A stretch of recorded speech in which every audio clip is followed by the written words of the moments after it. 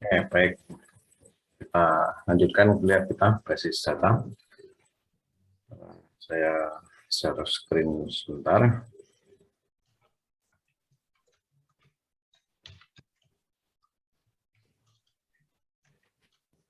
Baik, pembahasan terakhir kita di basis data di minggu yang lalu kita tentang bahasa basis data atau SQL, yang waktu itu kita bahas bahwa bahasa basis data SQL terdiri dari dua kelompok, DDL dan DML. DDL dan DML, dan nanti bahasa inilah yang akan kita pelajari secara penuh di semester ini. Baik, kita belum melihat detail nanti, dan hari ini pun kita belum sampai ke sana. Nah, hari ini kita akan lanjutkan pembahasan masih seputar environment ya sebenarnya. Seputar environment. Baik, kalau yang tadi tentang DML, yang kali ini kita akan melihat lebih spesifik tentang model data. Tentang model data, dan nanti juga ada arsitektur DBMS dan hal terkait tersebut. Oke.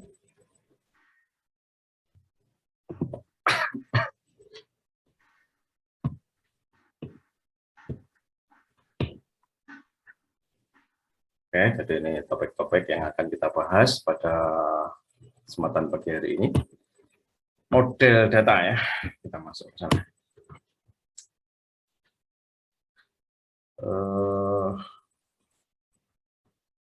Bayang nggak gambar ini, gambar apa ya? Ya inilah model data. Jadi ada banyak macam nih, ada banyak macam pemodelan, atau kalau boleh saya katakan bagaimana menyajikan data. Bagaimana menyajikan data, model data. Saya sengaja mengambil 3 gambar ini sebagai ilustrasi. Ya, memang 3 hal inilah yang sedikit akan kita bahas, dan fokus pembahasan nanti kita pada gambar yang ada di sebelah kanan atas yang di sini. Oke. Ya.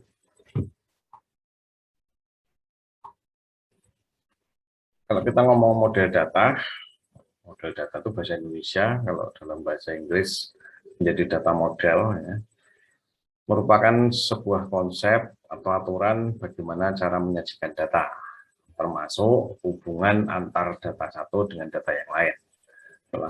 Jadi fokusnya di cara menyajikan datanya. Ya. Nah, perkara hubungannya ini ya, ini termasuk bagaimana menyajikannya itu nanti. Batasan-batasan, data itu milik siapa, nanti aturan main datanya seperti apa, itulah nanti yang akan kita bahas. Kemudian komponennya ada komponen yang struktural, komponen manipulatif, dan komponen terkait dengan integrity rules. Ya.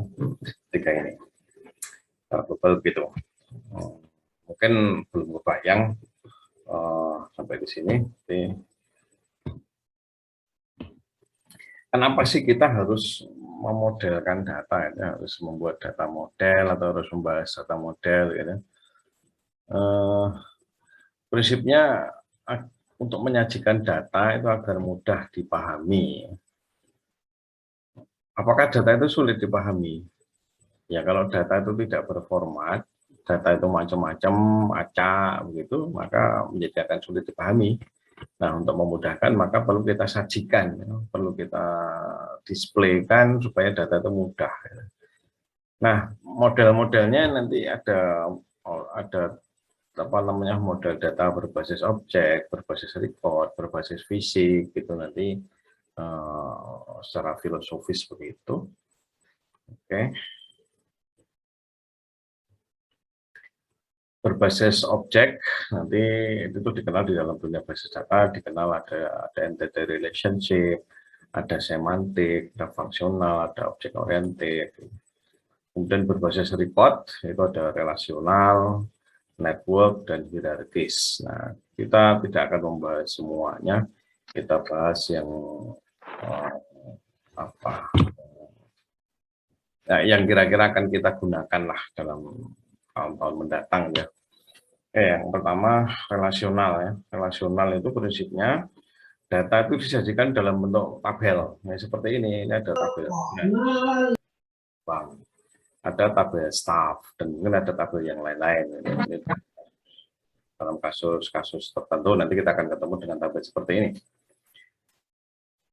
Oke, kemudian, nah bedanya kalau yang tadi relasional itu dalam bentuk tabel, yang kedua dalam bentuk atau disebut dengan network data model atau model data berbasis network.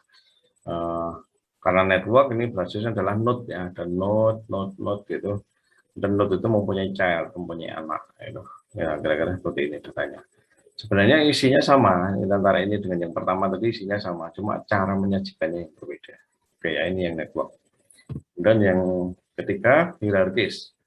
Hierarkis ini kalau kita gambarkan seperti kalau kita gambar silsilah, gitu ya. Gambar silsilah keluarga, itu makanya kita akan ketemu seperti ini. Nah, ini satu record, dan seterusnya. Nah, kira-kira penggambaran data, ya 3 itu aja lah yang kita lihat untuk kali ini ya. Dengan ini. Hierarkis, tadi ada network, dan ada relasional. Next. Nah, tentang data model, kalau mau lebih detail tentu pembahasannya panjang, ada teori-teori yang lebih detail lagi. Nah, saya untuk mata kuliah kita ini, saya kira teori tentang itu yang tidak usah terlalu panjang. Yang penting paham secara visual saja. Oke, berikutnya langsung kita masuk ke arsitektur DBMS multi-user. Ingat kemarin minggu yang lalu kita sudah membahas tentang DBMS. Namun kita belum sampai masuk ke arsitekturnya, walaupun kita sudah melihat komponennya. Kemudian di sini ada, kenapa multi-user ya? Sebenarnya kalau kita ngomong DBMS, kalau kita tidak multi-user ya kurang bermanfaat gitu ya. Karena tujuannya adalah basis data itu untuk kita akses bersama, digunakan bersama-sama oleh banyak orang, kemudian juga ada banyak view begitu. Nah, berarti itu multi-user. Nah, arsitekturnya setidaknya ada 3 ini. Ada teleprocessing, ada file server, ada client server. Itu macam-macamnya. Nanti kita lihat agak detail. Walaupun tidak terlalu detail sampai ke hardware ya. Teleprocessing, kayak apa sih bentuknya?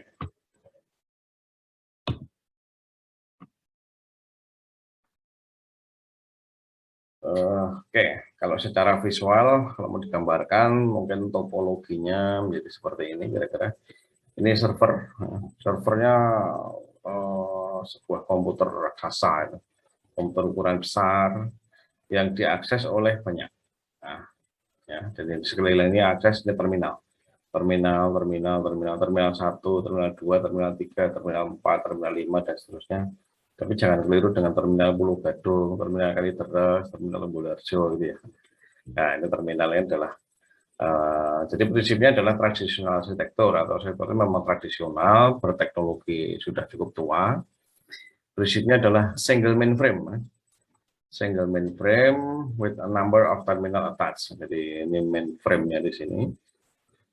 Single mainframe.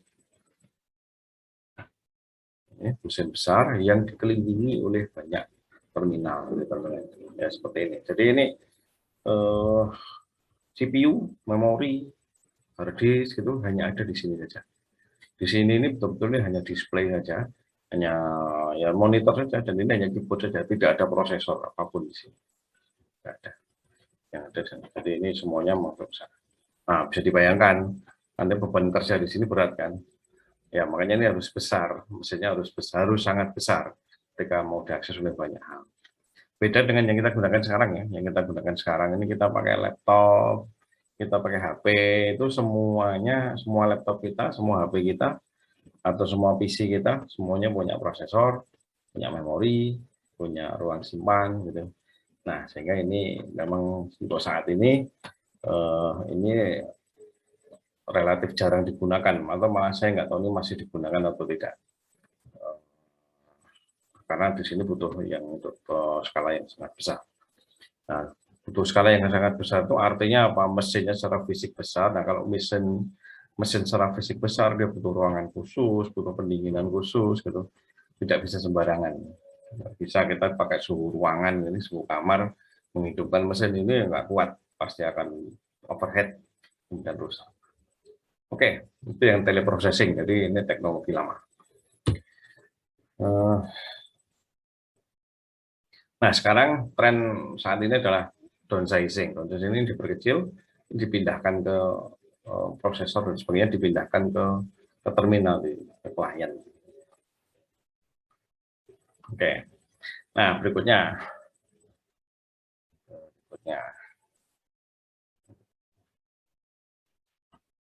ini file server. Nah ini sudah agak berbeda, ini juga server, ada sih kemiripan dengan yang tadi ya, tapi berbeda, bahwa setidaknya ini ada file server, di sini sudah ada database terpisah. Kalau tadi nggak ada, ini ya satu aja. Kemudian melalui local area network, dan di sini bukan DAM terminal tapi sudah workstation ya. Sudah workstation. Artinya di sini ada kemampuan processing, ada prosesor, ada memori, mungkin juga ada ruang simpan tapi dalam kapasitas yang kecil, kapasitas yang terbatas. Nah, bahwa ini adalah file server ya, judulnya file server. Jadi yang terjadi pengiriman data itu berbentuk file. Jadi kalau misalnya ada workstation 1 di sini minta data tertentu, misalnya mau mengakses data detail, mau mencari data detail mahasiswa yang panggilannya misalnya Putri, gitu. Ada Amelia Putri misalnya. Nah ini ada request, workstation 1 mau mengirimkan request lewat LAN, kemudian dikirimkan ke file server, ngambil data ke database. Nah kemudian file itu akan dikirimkan ke LAN lagi, dikirimkan ke workstation lagi, tapi perhatikan bahwa yang dikirimkan bukan data satu orang tadi, tapi data file ya. Sebuah file yang isinya banyak. Seluruh data mahasiswa diambil dari database, dikirimkan ke sana. Nah, itu file server begitu.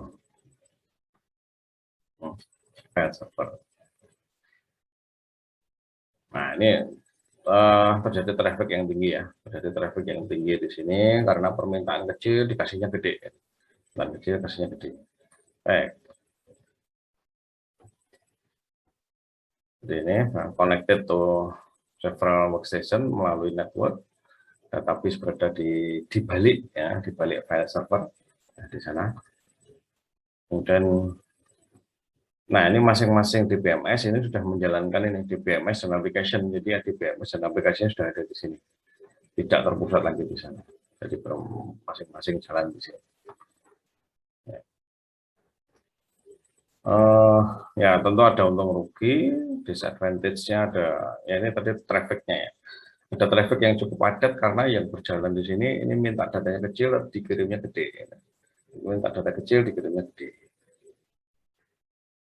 Kemudian ada copy of DBMS on each workstation, maksudnya apa ya? Di sini ini ada DBMS, di sini ada DBMS, di sini ada DBMS. Semuanya harus dipasang DBMS, sehingga memang harus double DBMS-nya. Kemudian terkait dengan itu juga, berarti ada concurrent recovery and integrated control for more complex. Jadi untuk ngerawatnya menjadi berat, menjadi susah, karena perawatannya masing-masing semua ini harus dirawat. Jelas ya, kalau semua hal juga harus dirawat. Oke.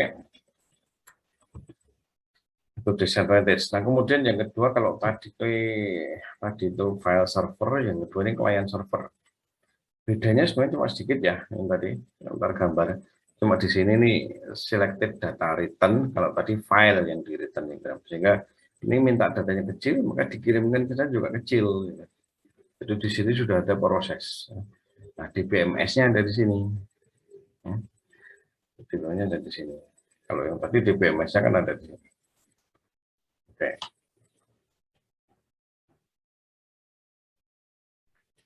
Klien ini mengelola user interface dan aplikasi. Kemudian tier 2 database dan DBMS itu di sini. Ini klien tier 1 itu tier 1 di sini, kemudian ada tier 2 gitu. Tier 2 menyimpan database dan DBMS-nya. Kemudian lagi kalau ini cenderung advantage ya, cenderung advantage, penggunaannya menjadi lebih luas dan lebih fleksibel kemudian secara performance melalui peningkatannya increase performance lebih cepat lah, lebih cepat, lebih enteng karena trafficnya tidak terlalu padat. Nah karena begitu maka ada potensi, ada kemungkinan ini reduction in hardware cost, hardware cost. secara biaya bisa jadi dia akan lebih hemat, lebih murah. Di satu sisi, di sini ada communication loss-nya, communication cost-nya juga mengecil dan juga konsistensinya meningkat. Jadi ini secara umum client server ini lebih baik dibandingkan dengan file server yang tadi ya. Client server dan file server. Coba kita bandingkan. Kita cermati bedanya apa ini. Sebelah kiri yang file server, yang sebelah kanan yang client server. Nah, perhatikan bedanya. Satu, ini workstation, yang di sini client. Workstation itu ya dia bekerja gitu ya. Kerja ini juga bekerja tapi sebagai klien. Di sini DBMS-nya sudah berpindah ke sini. Ya, sedangkan ini work-nya lebih berat DBMS-nya di sini. Tapi yang lebih penting bukan itu, yang lebih penting di sini. Di sini files, di sini selected data. Nah, ini yang apa namanya perbedaan yang paling mencoloknya di sini. Karena traffic datanya tidak terlalu padat. Kalau di sini betul-betul file utuh, minta data kecil dikirimkan satu file utuh besar. Sedangkan di sini kalau mintanya datanya kecil, ya udah diambil aja, diolah di sini, dapat hasil olahannya, kirim ke sana. Nah, kayak itu.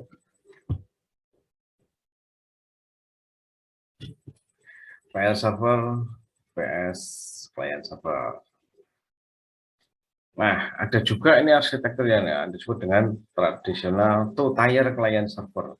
Kalau client server yang tadi, ini kembali sini, client server di sini, ini perhatikan bahwa prinsipnya adalah klien, jaringan, kemudian DBMS yang punya database. Ya. Nah, kalau mau dilihat lebih detail, sebenarnya begini, ini kliennya, ini secara arsitektural ya, berapa level gitu. Maka kita menyebut dengan tier, ya. Tier atau tier, ada yang baca tier, ada yang baca tier. Ya.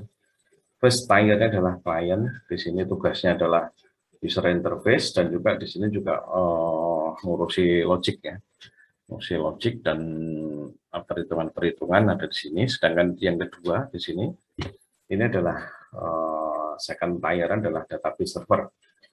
Server dia memang berfungsi lebih utama, lebih fullnya pada database aksesnya, pada server side validation-nya. Kenapa ini disebut tradisional? Tradisional, ya karena memang teknologi yang lebih dewasa, ya lebih tua. Apakah ada yang lebih baru? Kita lihat. Kalau tadi two tier, sekarang kita ngomong three tier. Three tier. Enak lihat gambarnya deh. Three tier client server, ya, ini advantage kalau macam ini. Three tier server. Kalau tadi first, second, ini langsung punya database. Kalau sekarang ada tambahan. First-nya ini hanya user interface. Kemudian yang kedua ini ada bisnis dan logiknya dipindah, ya, beri server sendiri. Kemudian database-nya juga ada sendiri. Database dan DBMS-nya ada di sini. Nah, sehingga ini menjadi 3 tier. Ini hanya ngurusi client server, ngurusi user interface, di sini ngurusin application-nya, di sini ngurusin database-nya. Ini udah terpisah. Nah, itu adalah 3 tier. Jadi kita ngomong DBMS, ngomong servernya database, gitu. Ya, server database dalam beberapa level. Ya, gitu loh. Nah, ini kalau mau dibandingkan antara two tier dan three tier. Two tier yang atas, three tier yang di sini. Kita nutupin ya. Ya.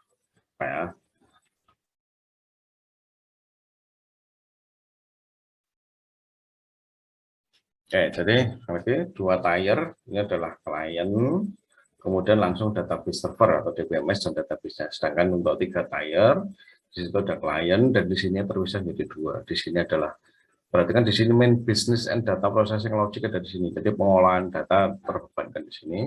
Sedangkan untuk di sini pengolahan datanya sudah diberikan mesin tersendiri. Jadi di sini tentang data, di sini tentang data. Seperti itu. Nah ini two tier PS 3 tier. Nah, tier 3 tier.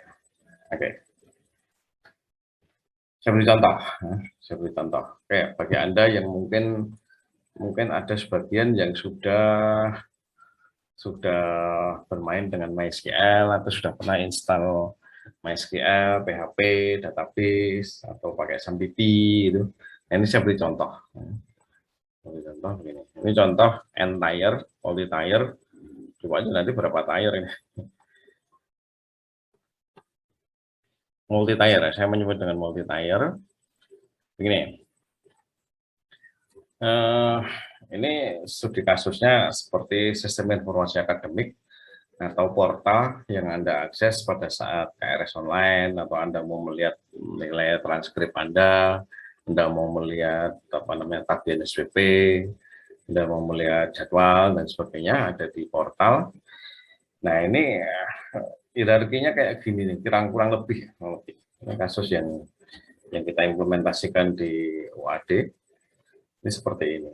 Jadi mulai Anda akses portal, mungkin lewat laptop, mungkin lewat tablet, atau lewat smartphone gitu. Anda baca server portal, gitu kan, portal WADACID. Ini diterima di sini. Ini mesin portalnya, misalnya gitu. Nah, mesin portal ini enggak sendirian itu. Mesin portal ini nampak satu alamatnya memang portal, tetapi di balik itu ada sekian banyak mesin. Ada sekian banyak mesin untuk menghandle hanya panggilan portal WADI. Nah ini kan nanti Anda akan terasa ketika ngisi KRS online. Ngisi KRS online ini ada berapa ya, 6.000, 7.000 orang mahasiswa akses bareng biasanya kalau hari pertama. Tapi sekarang sudah mulai dipisah-pisah. Nah ini kalau nggak dikeroyok dengan banyak mesin begini nggak kuat ya. Nah, ini baru app servernya, server portalnya. Kemudian ketika Anda sudah mulai melakukan query, Anda mau membaca data, Anda mau mengisi KRS, atau Anda mau melihat nilai, maka datanya itu ada di sini. Nggak disimpan di sini. Datanya ada di sini, database server. Database servernya juga nggak sendirian. Ini menjadi satu sekelompok tuh. Kadang disebut dengan server farm atau kebun server. Ini database-nya di sini. Seluruh data tersimpan di sini. Nah, tetapi dari sini, dari app portal ini nggak langsung ke sini, tapi melalui sekelompok server lain yang kita sebut dengan services, services server. Nah, dari sini memanggil services server memanggil database. Oke, database. Oke, dapat datanya. Kalau dapat langsung kita kirimkan balik. Dapat datanya, kirimkan balik melalui services dan balik ke sana. Akhirnya dapatlah datanya. Kira-kira begitu. Jadi Anda membaca portal begitu. Kemudian yang di sebelah sini ini apa? Sebelah sini ini ya sebenarnya kaitannya dengan portal juga. Cuman kalau yang ini diakses oleh dosen dan diakses oleh mahasiswa, sekarang ini diakses oleh Kaprodi, oleh staf TU, oleh biro akademik gitu. Ini kita pisahkan, memang menggunakan alamat yang berbeda. Kalau ini portal WADACID, kalau ini alamatnya lain. Nah, ini juga mirip. Prinsipnya misalnya, Kaprodi ini mau awal semester mau menawarkan jadwal kuliah. Di lewat aplikasi di sini, maka dia harus membaca database. Dari sini, ini harus membaca database ke sini. Nah, tetapi tidak langsung banyak ke sana, kita berikan aplikasi dan sebagainya di sini. Siap, web server. Web server ke sini, baru ini ke sana.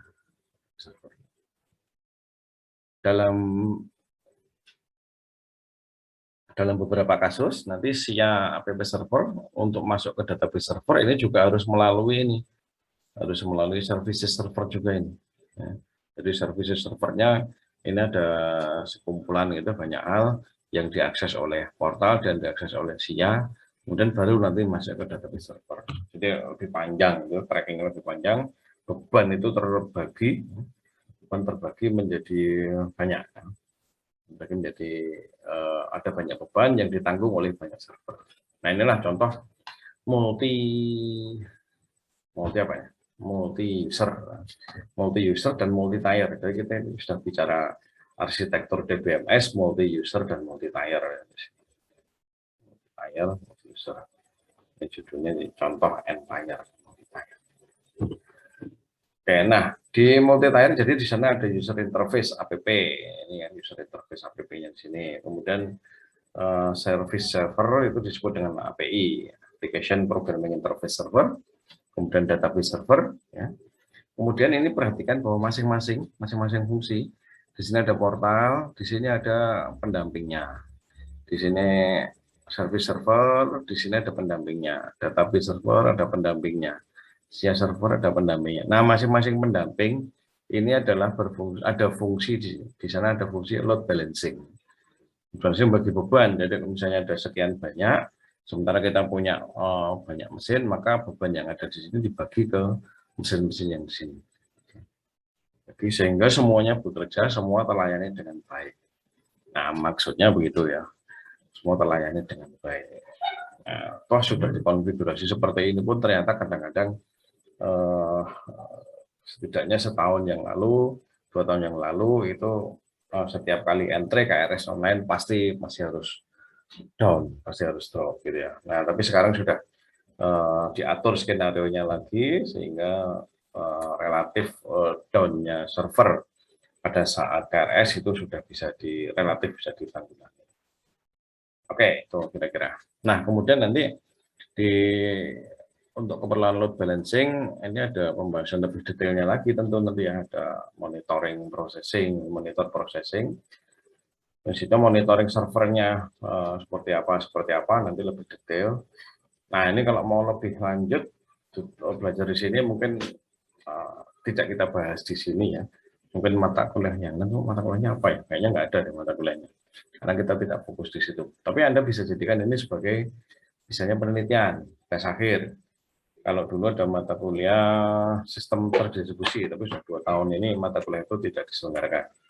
Sistem terdistribusi, sehingga Anda bisa belajar lebih lanjut tentang tadi arsitektur yang agak panjang tadi ya. Sana ada.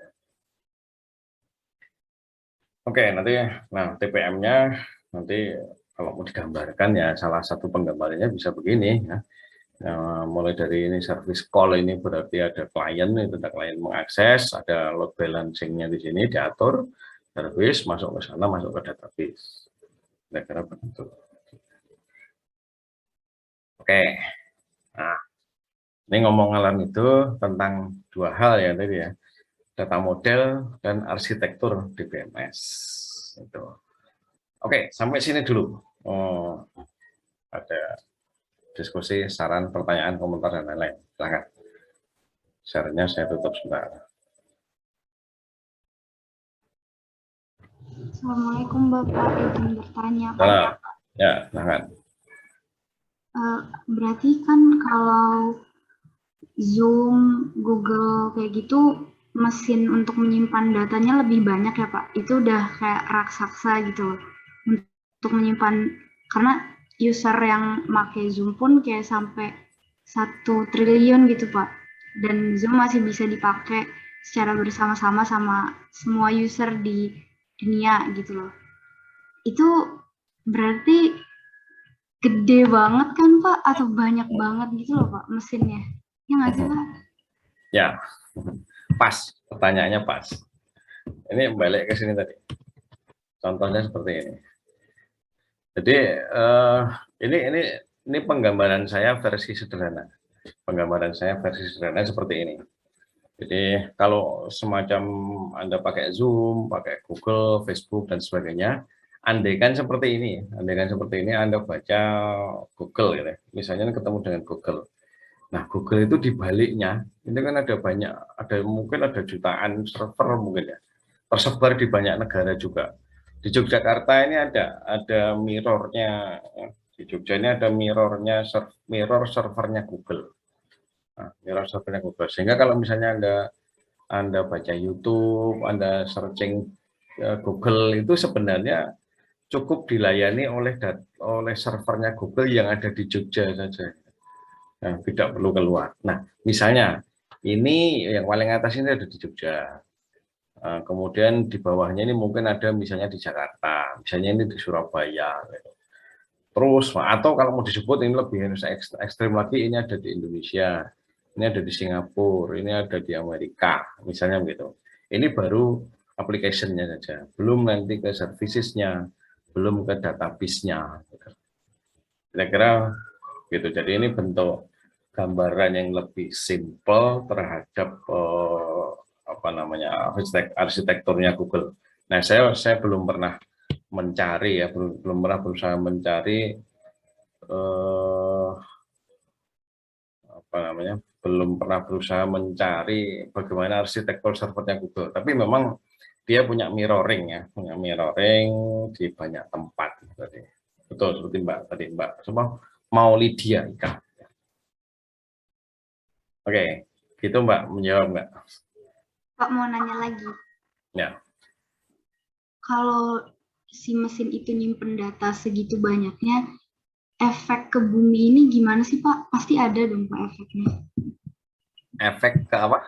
Ke bumi. Maksudnya apa ini efek ke bumi itu? Bumi jadi gundul. Ya kayak pemanasan global kah gitu Pak, atau gimana? Karena ya kan itu ada di internet gitu loh, nggak ada bukti fisiknya kalau misalnya ada user segitu banyak lagi pakai Google atau lagi pakai Zoom. Itu disimpan di mesinnya, itu kan pasti mesinnya bekerja terus kan Pak. Terus ada efeknya nggak sih Pak ke bumi ini? Nah, kalau sampai ke sana berarti kan kita ngomong sampai ke lingkungan ya. Kalau bicara sampai lingkungan memang begini. Yang namanya mesin, apalagi mesin kapasitas besar, itu pasti harus didampingi dengan mesin pendingin atau AC. Kalau tidak diberi AC, apa yang terjadi? Jaminlah nggak nyampe sehari jebol itu mesin. Karena panas ya, karena panas. Nah, setiap ruang server atau data center, Wade punya ruang server di kampus 1, di sebagian ada kita letakkan di kampus 4, itu sebagian server juga kita letakkan di Surabaya gitu. Semua ruangan server atau data center itu memiliki mesin pendingin yang memang suhu dinginnya itu untuk kapasitas mesin, bukan untuk kapasitas manusia. Apa maksudnya? Kalau manusia masuk ke situ ya kedinginan, karena memang yang didinginkan itu mesin yang memang dia punya suhu yang lebih tinggi daripada suhu tubuh manusia. Dan jumlahnya mungkin dalam satu ruangan bisa jadi ratusan server. Bayangkan kecil sajalah laptop gitu ya. Coba cek laptop Anda. Laptop Anda itu hangat nggak kalau dipakai kerja? Iya Pak. Hangat Pak. Kadang panas. Kadang panas. Jadi kalau Anda kedinginan, nggak perlu cari selimut. Cari apa? Cari laptop. Gitu. Bahkan kadang-kadang kita punya smartphone, kita punya HP, saya punya HP ini apa namanya? Kita punya HP ini kadang-kadang juga suka anget juga kan? Iya Pak, demam. Halo, apalagi untuk main game itu Pak. Ya sambil tidur pun nanti bisa anget juga kan. Nah, iya. Itu yang mesin kecil-kecil. Nah kalau yang mesin gede-gede ya, mesin gede-gede pasti mesin pendinginannya atau AC-nya jauh lebih besar. Saya kebetulan dapat kesempatan untuk nengok beberapa data center di beberapa kota ya. Di Jakarta ada beberapa gedung server milik beberapa perusahaan yang sudah pernah saya kunjungi, punyanya Indosat, itu di dekat Waduk Jatiluhur, saya sudah pernah nengok. Kemudian di Jakarta Kota itu punyanya Telkom, punyanya siapa lagi? Ada beberapa yang sudah pernah saya tengok ya. Punya Bariskrim sudah pernah saya tengok. Kemudian yang swasta sudah pernah tengok. Di Surabaya ada satu atau dua, ada beberapa yang pernah saya tengok. Kemudian yang ada di luar Jawa, di luar negeri, di Batam ada, pernah saya tengok, di Singapura, di Hong Kong, saya pernah nengok, ya semuanya menggunakan ruang tertutup, ruang tertentu yang proses pendinginannya AC-nya tidak, kalau yang standar data center itu tidak menggunakan AC seperti AC ruangan kalau kita punya AC di kamar gitu ya, berbeda. Jadi mesin pendinginannya, servernya biasanya ditaruh di panggung, gitu, di lantainya dinaikkan, ada semacam panggung. Nah, angin dinginnya itu disemprotkan ke bawah. Angin dinginnya disemprotkan ke bawah, kemudian diberi kisi-kisi, lubang di bawahnya almarinya server. Nah, kemudian angin dinginnya itu nyemprot ke atas, ya, nyemprot ke atas, menyemprot mesin-mesin yang panas itu. Kemudian di atasnya diterima ada pipa-pipa yang menerima suhu panas. Nah, suhu panas itu dikeluarkan. Nah, efeknya apa tadi ke bumi? Ya, Anda sudah ngomong tadi pemanasan global. Namanya AC itu pasti berpengaruh terhadap atmosfer secara global gitu ya. Secara global pasti itu, sehingga kita punya istilah efek rumah kaca, ada pemanasan global dan sebagainya. Itu juga sedikit atau banyak kita sebagai manusia pengguna teknologi ini punya peran untuk merusak lingkungan, mungkin mau disebut begitu ya. Ya tapi bagaimana, memang situasinya seperti ini, kita nggak mungkin menghindarkan diri dari penggunaan teknologi yang seperti itu, karena kehidupan manusia sekarang ini sudah ya berbasis teknologi, apapun yang kita lakukan, apapun yang kita jalani sudah berbasis teknologi. Oke, begitu. Ada lagi? Ya, Pak, terima kasih Pak. Oke. Izin bertanya, Pak. Ya, silakan. Tadi sudah dijelasin arsitekturnya ya, Pak. Nah, tadi ada contoh juga dari Google, kalau kita biasanya misalkan di Indonesia, kita akses server di Indonesia aja. Misalkan kalau server yang kita akses itu down, itu pengaruh nggak ke server lain di daerah lain, Pak? Contohnya kasus yang barusan terjadi sekitar 2 minggu yang lalu. Anda kehilangan akses lewat Telkomsel dan lewat Telkom kan ya? Betul nggak? Iya, Pak. Iya, Pak. Ya, saya nggak tahu sekarang udah selesai belum perbaikannya.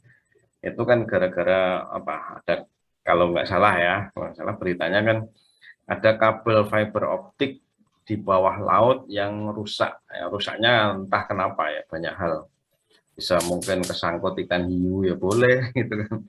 Ditabrak ikan paus ya bisa gitu, atau mungkin kesangkut baling-baling kapal ya mungkin, ketabrak apa namanya kapal selam ya bisa gitu, atau mungkin karena pergeseran tanah atau apa tadi Godzilla Godzilla bisa juga mungkin aja ya, pergeseran tanah, pergeseran bumi, misalnya lempeng bumi di bawah laut itu misalnya tergeser kemudian menarik kabelnya menjadi putus, itu juga sangat mungkin terjadi.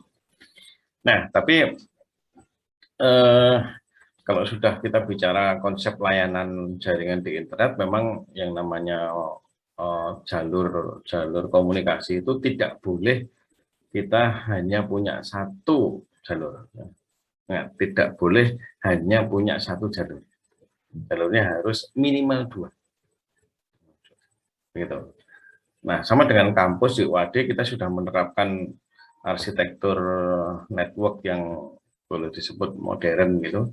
Kita punya sudah beberapa tahun kita punya langganan internet itu ke 2 provider, yang satu ke Telkom, yang satu ke Indosat. Dua-duanya semuanya aktif, digunakan bersama-sama di seluruh kampus, di share, dibagi dan sebagainya, dengan biaya yang memang tidak murah ya untuk membayar internet itu.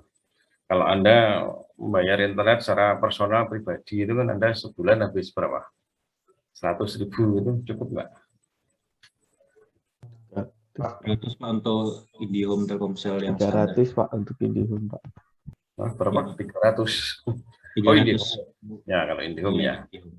Ya, tapi kalau Anda nggak tahu, kalau Anda beli pakai full menggunakan mobile, menggunakan pulsa itu habis berapa ini? Mungkin ya 100, 150, 200, Pak. sekitar itu kan ya. Ya, Nah, sekitaran itu. kalau internetnya Wade lumayan lah. Tiap bulan bisa mau beli mobil baru lah untuk bayar internetnya. Mungkin satu Fortuner cukup itu tiap bulan itu untuk bayar internetnya. Nah, lumayan banyak memang biaya untuk itu. Apalagi kampus kita ini kan tersebar ya. Kampusnya ada kampus yang di kota itu ada 1, 2, 3, 4, 5. Itu yang kampus utama. Kemudian masih ada gedung lab terpadu di dekat kampus 3, ada gedung LPP, LPM di dekat kampus 1, 7 lokasi. Kemudian kita punya kampus 6 di Wates, ya. 6 di Wates, jaraknya 30-an kilo. Kemudian kita punya rumah sakit UAD, itu juga networknya semuanya kita tarik, semuanya kita hubungkan. Dan banyak kalau nggak salah saya kemarin hitung-hitung itu ada sekitar 11 titik ya, 11 lokasi. Oh ya, misalnya kampus 1 saja ada 2. Kampus 1 nyebrang kan, ada di kanan jalan, ada di kiri jalan. Kemudian kampus 2 juga seberangan. Kampus ada kiri jalan, ada kanan jalan. Nah, itu kan secara komunikasi data kita harus narik kabel itu dari walaupun hanya sekedar nyebrang jalan gitu. Kita harus narik kabel. Nah, itu semuanya berbiaya. Bisa kita tarik kabel sendiri atau dengan cara kita sewa. Nah, itu tadi ya. Kalau putus bagaimana? Itu jawabannya begitu. Kalau skala pribadi, skala rumah tangga, maka kita masih bisa, oh tuh internetnya hari ini putus, ya sudah gitu kan. Ya sudah, kita hari ini nggak akses internet, kira-kira gitu. Anda yang mungkin di rumah punya jalur seperti IndiHome misalnya, kalau IndiHome misalnya hari ini trouble total, misalnya mati total, ya sudah Anda nggak bisa akses. Atau Anda masih punya backup Anda menggunakan tethering, Anda menggunakan smartphone Anda. Nah ini berarti Anda masih punya backup gitu kan. Tapi kalau Anda di rumah atau di kos itu nggak ada wifi, nggak ada jaringan fix seperti IndiHome, Anda sepenuhnya mengandalkan smartphone, maka ya Anda hanya punya satu jalur. Nah sehingga kalau putus ya sudah istirahat dulu. Nah, gitu Mas. Pak, izin bertanya, Pak. Imam. Oke, mana Pak? Berarti kan itu semakin banyak server yang disediakan, berarti kan semakin memperkecil kemungkinan server down kan Pak? Seperti mungkin kata Bapak 2 tahun yang lalu ketika seluruh mahasiswa mengisi KRS kan Pak? Iya, betul. Oke, berarti kalau cara mainnya DDoS attack itu berarti ini ya Pak, membuat traffic jadi over gitu ya Pak, sehingga website terkait itu sehingga tidak bisa diakses oleh orang lain ya Pak? Ya, kira-kira begitu Mas. Oke, balik ke ini ya, misalnya ke gambar kita ini contoh saja ya.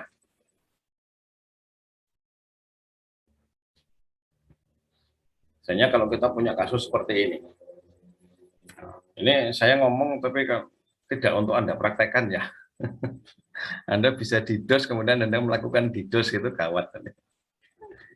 Jadi misalnya Anda mau melakukan hack jaringan kampus atau jaringan apapun itu, walaupun kita punya firewall ya, kita punya staf khusus yang menjagain kalau ada orang-orang yang usil seperti itu kita punya.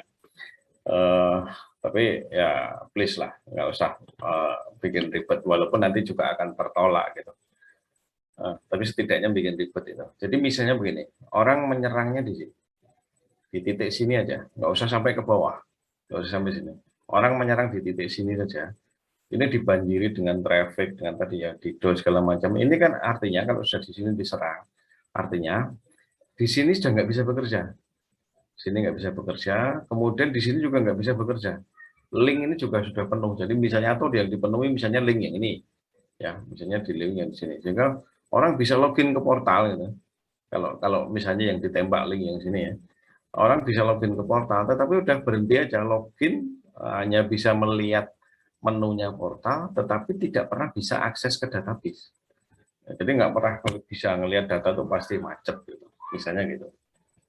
Itu tadi kalau apa namanya perkaranya dengan DDoS, dengan membanjiri paket data, ya kira-kira begitu. Nah, kemudian terkait dengan pertanyaan tadi ya, kalau misalnya kita punya server yang semakin banyak, berarti memperkecil kemungkinan untuk down, ya itu memang tujuannya begitu. Jadi misalnya, nah ini kita dibutuhkan ini ya load balancing. Load balancing ini pun perlu pengaturan strategi, perlu skenario tertentu, ada banyak setting, banyak konfigurasi begitu. Ini salah satu contohnya di sini. Ini kalau tidak diberi load balancing, tidak diberi yang di belakang ini, maka berarti servernya kan cuma satu di sini. Nah, kalau servernya cuma satu, ya udah ikut kekuatan servernya ini saja. Dia kuat berapa? Misalnya kuat 100, ya udah cuma 100 saja yang bisa dilayani. Yang lainnya di sini pasti teriak-teriak. Gitu kan. Nah, tapi dengan kita tambahkan begini misalnya, maka yang tadinya misalnya 100, kalau kapasitasnya ini sama masing-masing 100, maka kita sudah jadi punya 400 slot untuk melayani user. Nah, kira-kira begitu. Ya, jadi kalau mau DDoS ya tadi Anda bisa milih mau DDoS-nya di mana, di sini misalnya, di servernya di sini atau di sini. Kalau yang ditembak di sini misalnya, maka orang mau masuk ke portal aja udah nggak bisa. Tapi kalau ditembak di sini misalnya, maka bisa masuk ke portal, bisa login mungkin, tetapi nggak pernah bisa akses datanya. Begitu, Mas. Oke, siap. Terima kasih, Pak. Oke. Sudah pernah belajar DDoS gitu, Mas Imam? Penasaran sih, Pak.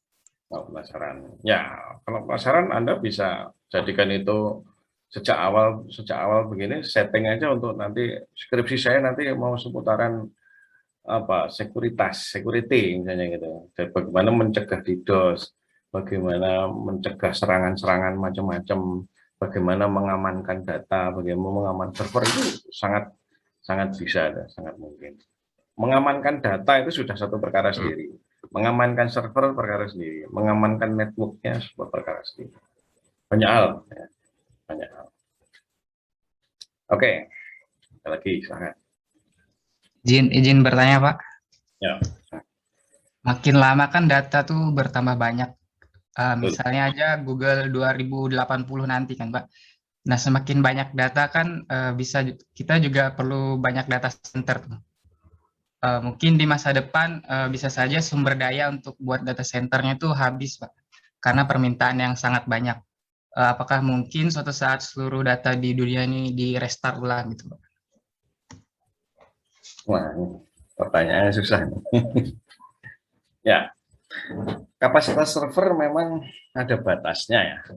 Kapasitas server memang ada batasnya. Tetapi apakah kemudian suatu saat akan mentok? Ya, saya jawabnya walau alam. Kenapa begitu? Teknologi storage itu bergerak. Nah, ini terkait dengan tadi yang gangguan ke bumi tadi ya. Jadi gangguan ke bumi itu tidak hanya masalah panas bumi juga, tetapi juga ada sampah ya, sampah elektronik. Nah, sampah elektronik ini problem besar, problem internasional. Bayangkan, coba ingat dari mulai Anda kecil sampai sekarang Anda sudah berapa kali ganti HP, ganti smartphone? Adakah yang belum pernah ganti? Semua pernah kan? Pernah, Pak. Nah, pertanyaannya, HP lama Anda yang udah nggak bisa dipakai itu diapain? Recycle, Pak. Recycle. Dibuang doang, Pak. Simpen doang, Pak. Dimuseumkan. Nah, Ganjel. paling banter jadi ganjel pintu gitu kan. Jadi ganjel pintu. Nanti kalau udah bosen lagi Anda buang tempat sampah. Nah, kalau sudah masuk ke tempat sampah, itu mau dijual juga nggak laku. Coba bayangin, kita punya HP harganya sekian juta, kalau sudah sekian tahun dijual juga nggak laku, dibuang aja nggak ada yang nemu, misalnya gitu kan. Nah itu kan jadi sampah. Nah saya punya ilustrasi gambar sampah elektronik ya, tapi belum saya siapkan, saya harus cari dulu. Nanti kalau ketemu kapan-kapan saya siapkan. Itu masalah besar. Anda bisa juga searching, googling sendiri sampah elektronik yang disebut sampah barang-barang elektronik, itu luar biasa. Itu sampai menjadi gunung tersendiri, gunung di tengah lautan yang isinya adalah sampah elektronik itu ada. Oke, itu yang tentang apa namanya gangguan ke bumi tadi. Balik ke tadi, apakah nanti data itu akan penuh? Ke teknologinya, teknologi itu dari hari ke hari bergerak. Dari mulai apa namanya, bahwa kebutuhan data itu semula kita hanya butuh data itu kecil, ruang simpan kita juga kecil. Kemudian ketika kebutuhan data kita membesar, ruang simpan kita juga membesar. Tetapi bahwa secara fisik itu tidak bergerak, maksudnya tidak membesar. Coba tengok kembali. HP Anda sekarang ini kapasitas storage-nya berapa? Memorinya berapa? Kemudian memori apa namanya, storage internalnya berapa? Berapa giga Anda punya? 64 giga. 64, Pak. 64. Ada yang 64, mungkin yang sudah 56, Pak. Ada yang 25, ada yang 512 gitu. Ada yang mungkin lebih kecil. HP yang jadul, HP yang lama itu berapa kapasitas storage-nya? 16. Nah, sekarang saya tanya. 16. Misalnya dari 16 atau bahkan sebelum HP kita ini pakai smartphone, HP-nya yang HP yang hanya apa namanya, hanya call dan SMS. Pernah pakai kah HP yang hanya bisa call dan SMS? Kenapa? Nokia 3310. Nokia 3310 dan sebagainya.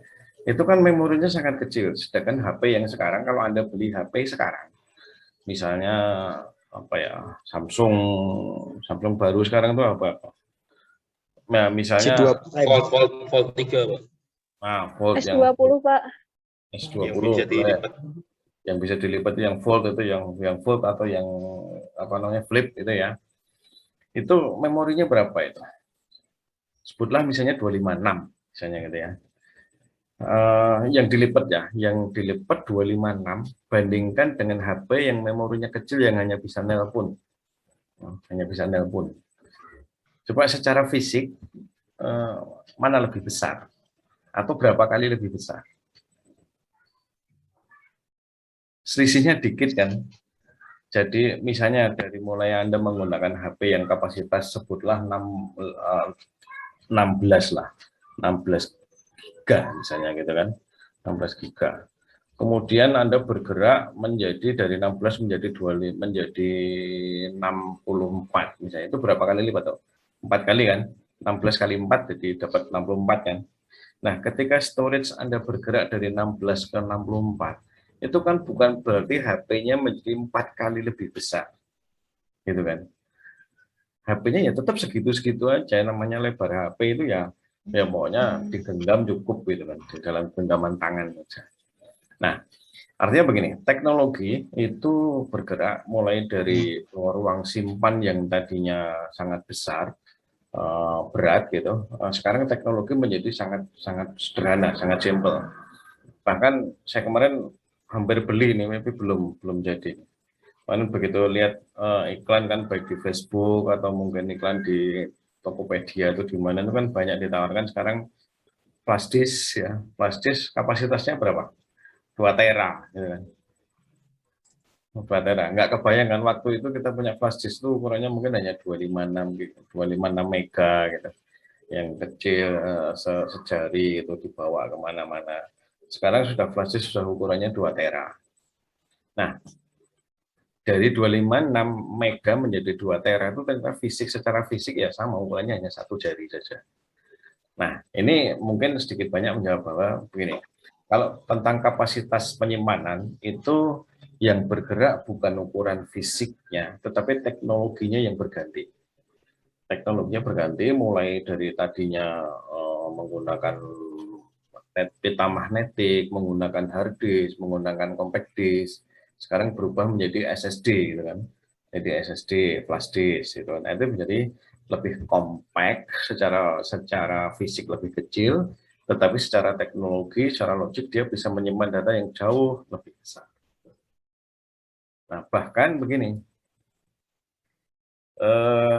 mungkin beberapa tahun yang lalu ya, sebelum pandemi yang jelas, sekitar 3 atau 4 tahun yang lalu saya sempat ke Surabaya nengok ruang servernya, ruang data centernya Indosat.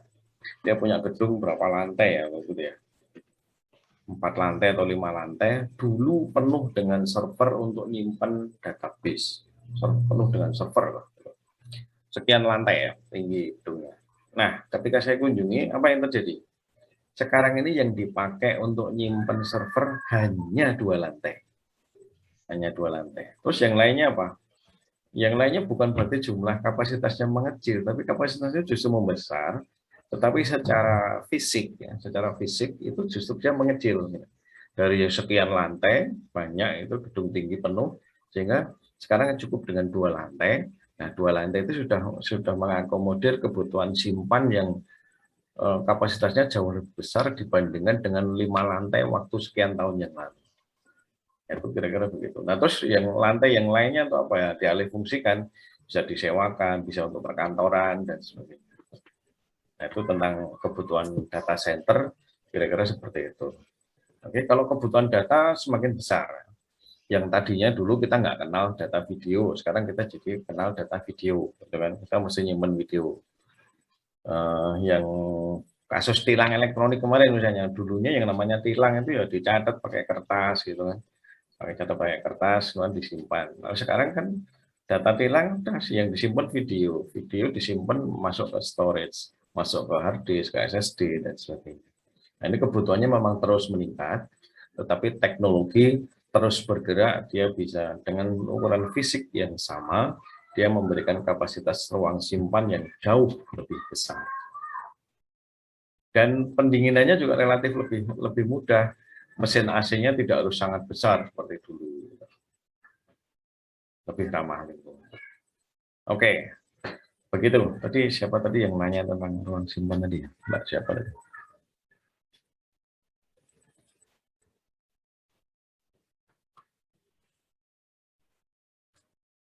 Oke, ada bentar tanya.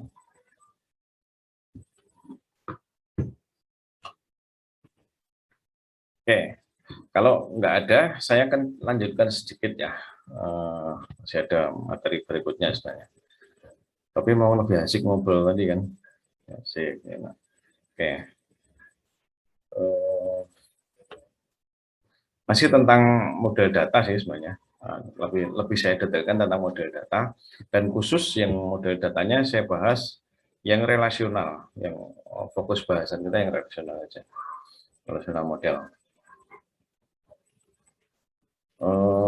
Ini kalau ada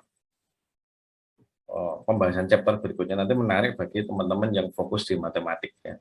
Fokus di matematik. Oh, kemarin sih teman kita yang dari Manado itu hadir nggak ini?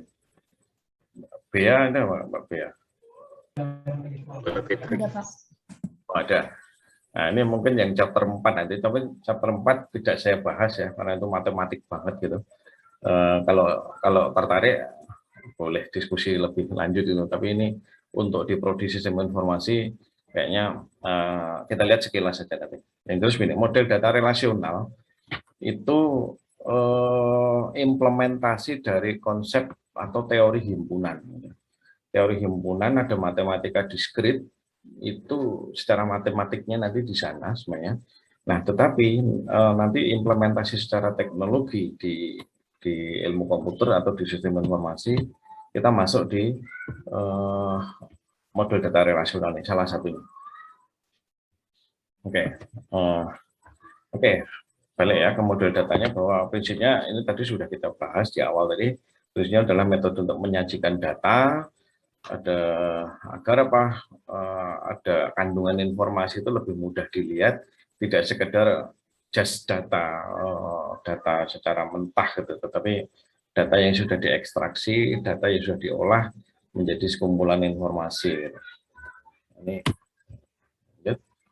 nah, tadi macam-macamnya tadi sudah kita lihat, ada data relationship, network, hierarkis, relasional, antaranya itu. Yang ini slide-nya sebagian mengulang yang tadi. Entity relationship nanti terkait dengan ini ada dua pendekatan pembahasan ya model data entity relationship. Entity relationship sebagai model data dan entity relationship sebagai tahapan ketika kita membangun database, ketika kita merancang database. Jadi ada dua pembahasan untuk data relationship-nya. Nah, dalam untuk kali ini yang hari ini kita bahas sebagai model data. Walaupun tidak kita bahas detail model data. Oke, yang kedua network, model data network yang dengan record, hubungannya dengan link. Kemudian berikutnya model data berikutnya adalah yang hierarkis tadi ya. Hierarkis itu tadi yang saya katakan mirip dengan tadi gambar silsilah keluarga tadi ya. Sudah, oke lanjut saja. Nah, fokus kita sekali lagi model data relasional. Ngomongkan relasional berarti kita ngomong tabel. Relasi itu tabel. Ini metode penyajian data dalam bentuk tabel 2 dimensi. Nah, yang namanya tabel 2 dimensi, berarti kita punya baris dan punya kolom. Ini kan. Jelas kan, kalau kita punya tabel kan ya gitu kan. Nggak usah diomongin juga sebenarnya gitu. Namanya tabel itu ada baris dan ada kolom. Nah, cuma ya memang itu pembahasan kita di dua basis data yaitu, sehingga memang perlu kita sadarkan. Nah, masing-masing baris itu ada namanya tuh. Kadang disebut dengan tuple, kadang disebut record, ya kadang disebut baris gitu. Dan untuk kolom-kolomnya juga ada namanya. Kolom-kolom itu disebut dengan atribut atau field gitu. Jadi kalau ada tabel kok terdiri dari 5 kolom, ya berarti dia punya 5 atribut. Data itu punya 5 atribut atau punya 5 field. Tuh, saya kira relasional. Oke, next. Nah, ini notasi. Cara penyajiannya salah satunya bisa ditulis dengan cara seperti ini. Ini artinya tabel MHS yang kolomnya ini. Nah, seperti ketika kemarin Anda membuat basis data elektronik tilang gitu ya. Tilang itu kan bisa dengan kalau hanya menyajikan tabelnya bisa begini. Tabel MHS, ini tabel matkul, kolomnya ini. Tabel dosen, kolomnya ini. Ini kalau kita visualkan jadi begini. Oh, apa ini?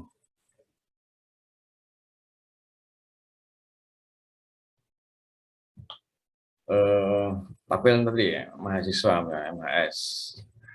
MHS itu tabelnya misalnya ada 1, 2, 3, 4, ada 4 kolom. Oh, ini enggak sama ya, NIK dan NIPP ini anggap sama ya. Ini tadi salah. Yang ini saya edit, yang ini belum. Mahasiswa, nomor mahasiswa, nama, program studi, NIP, dan seterusnya. Nanti bisa kita simpan panjang, kolom-kolom bisa ditambahin. Ini contoh saja. Contoh yang lain, ini misalnya kalau kita punya tabel mata kuliah, tabel matkul, kita bisa simpan dengan kolom-kolomnya, misalnya seperti ini. Contoh lagi, dosen bisa disimpan dengan seperti ini. Nah, ini tabel-tabel. Kemudian satu hal lagi, kan kita ngomong relasi ya, relasi berarti antara tabel satu dengan tabel yang lain ini ada hubungan, ada keterkaitan. Jadi kalau ada mahasiswa, dia pembimbing akademiknya siapa? Di sini hanya dicatat NIP-nya saja. Nah, tapi untuk mencari cari ke tabel yang satunya. Tabel itu NIP.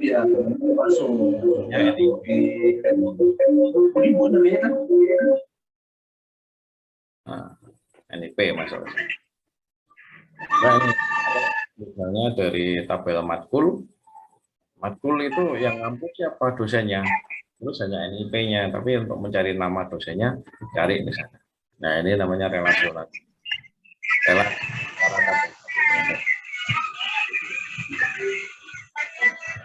Dan masing-masing tabel punya fungsi. Itu merupakan atribut atau kombinasi beberapa atribut. Fungsinya untuk apa?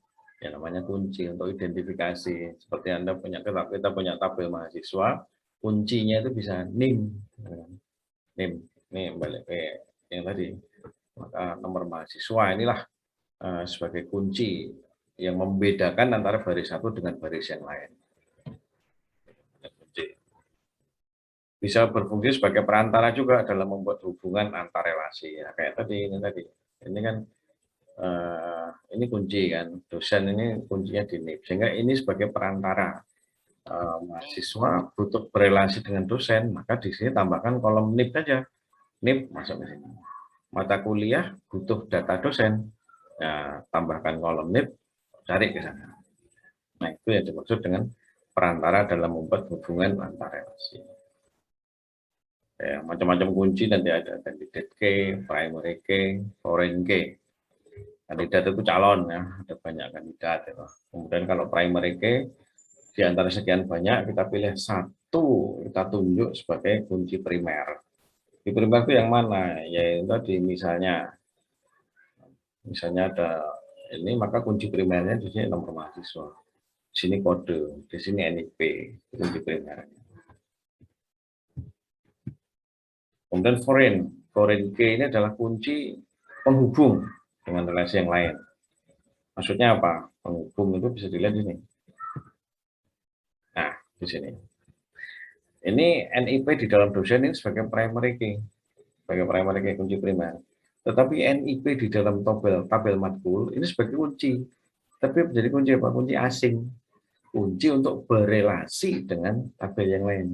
Untuk menuju ke sana. Nah, inilah foreign key itu di sini. Ini foreign key. Ini foreign key untuk masuk ke sana.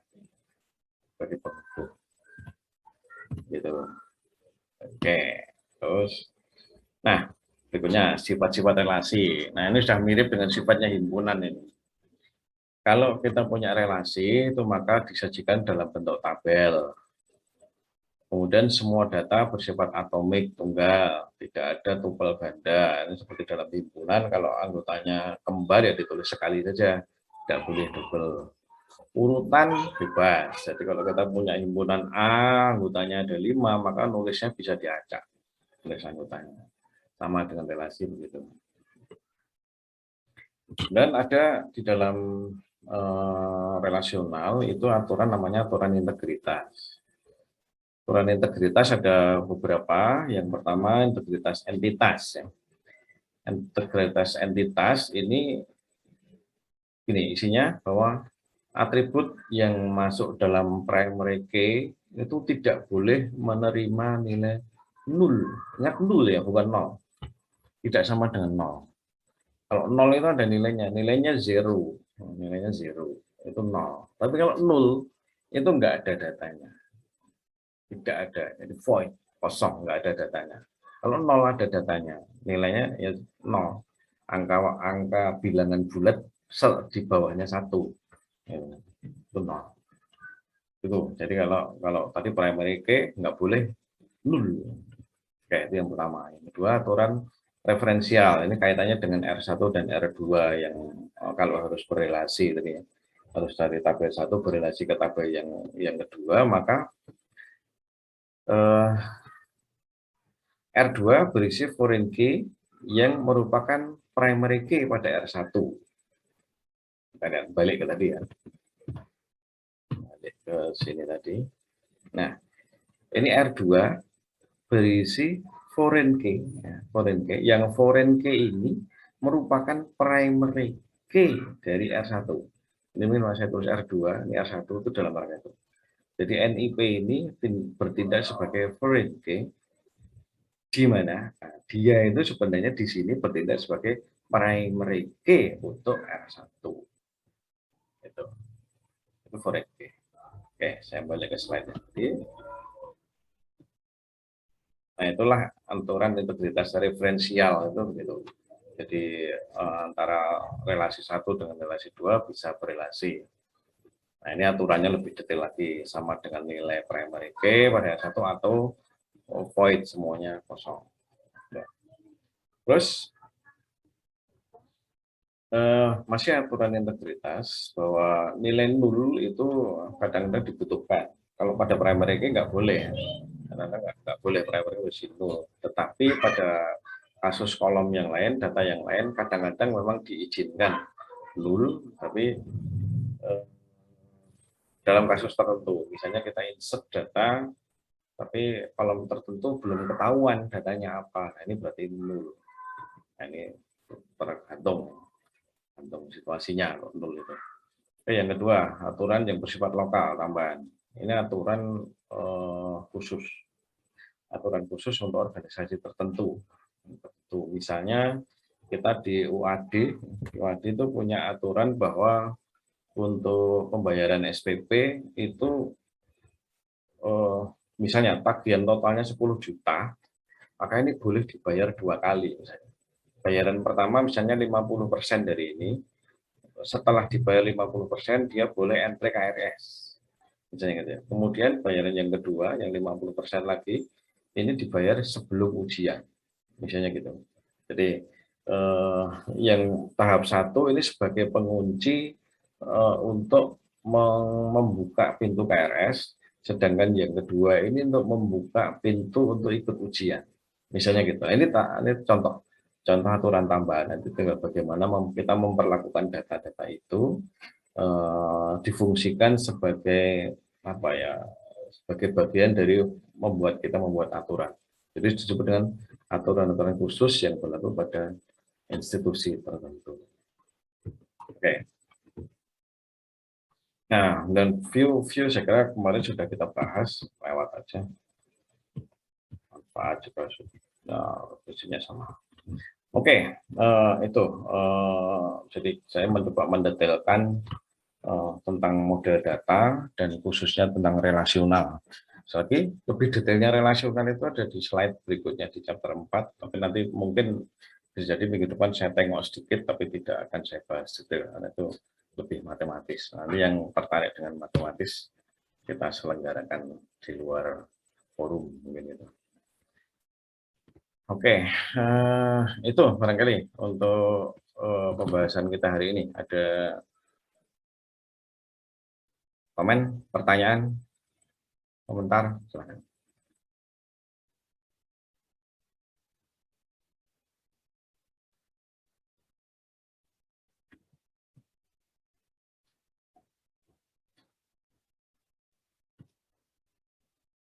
Kata kunci presensi apa? Kata kuncinya adalah relasional. Atau di agak banyak model data relasional.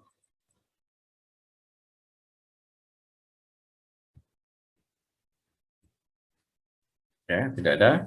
Baik, kalau tidak ada, saya kembali ke kontrak belajar yang kita dulu bahwa kita ingin setiap kali kuliah kita ada sedikit membaca Quran, walaupun sedikit.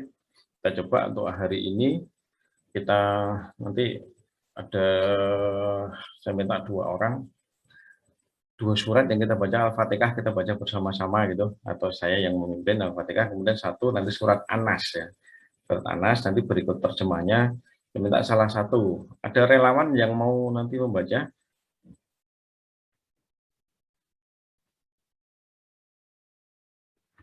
Ada yang berkenan? Kalau enggak nanti saya tunjuk.